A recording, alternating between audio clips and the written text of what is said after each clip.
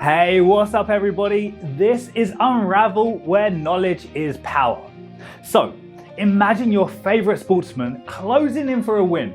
The crowd is on their feet, and at the most critical point of the match is in its last few seconds.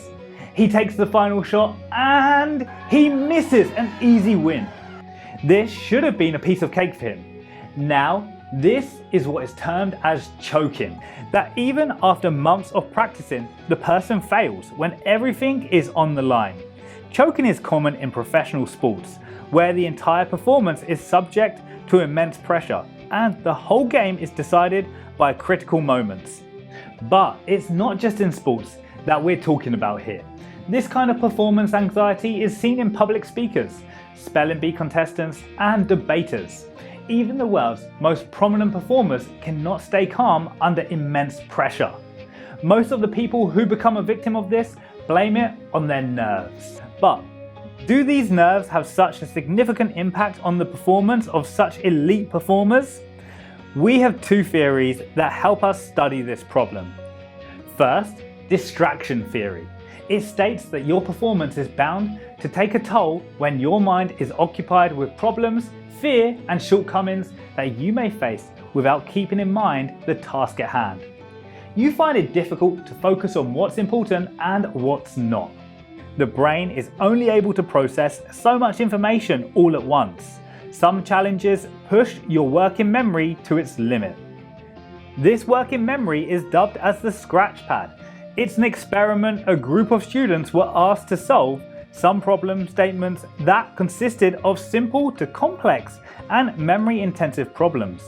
Most of the students completed both the problems with nothing at stake. However, when the experiment was performed on the following mix of students, where half was calm while the other half was under extreme pressure, everyone managed to solve the simple problems with ease. However, those who were stressed performed worse on the memory-intensive tasks. For the very same reason, it's termed as the distraction theory. Explicit monitoring theories make up the second group of explanations for choking under pressure. It causes people to overthink the entire situation and manage to make a mess out of it. To give it more context, if you mess up with the basics of something you're highly skilled in, the chances are that you can mess the whole thing up with just a slight alteration. Tasks that we carry out unconsciously are those which suffer the most from this choking. Even in the biggest stages of athletes and their careers, they found that giving in when the pressure is highest is normal. A study of competitive basketball players while simply shooting the basket into the net compared their performance when instructed to simply focus on converting the shot versus when they were specifically told to be more aware of the mechanics of their shooting action.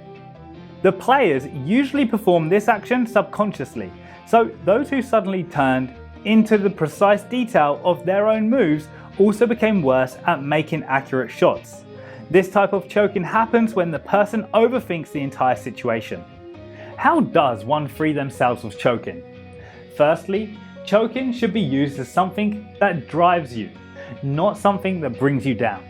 You can use it to practice under stressful conditions. A study on expert dart players went on to show and noticed those who didn't practice under stress performed worse when they were anxious compared to those who had made themselves comfortable with the pressure. Hence, molding the pressure around you counts for a lot. Secondly, make use of the pre-performance routine that will help you with the anxiety. Be it deep breathing, repeating a word or phrase, doing a sequence of movements, or even listening to music. Short pre-game rituals can lead to more consistent performances, according to several studies. Thirdly, researchers have shown that having the utmost focus on the goal at hand works better than internal focus. That makes you more focused on achieving the purpose you have, if you choke. That's okay. That anxiety is normal. Remind yourself it's okay to fail. The only thing a person can ever really do is keep moving forwards.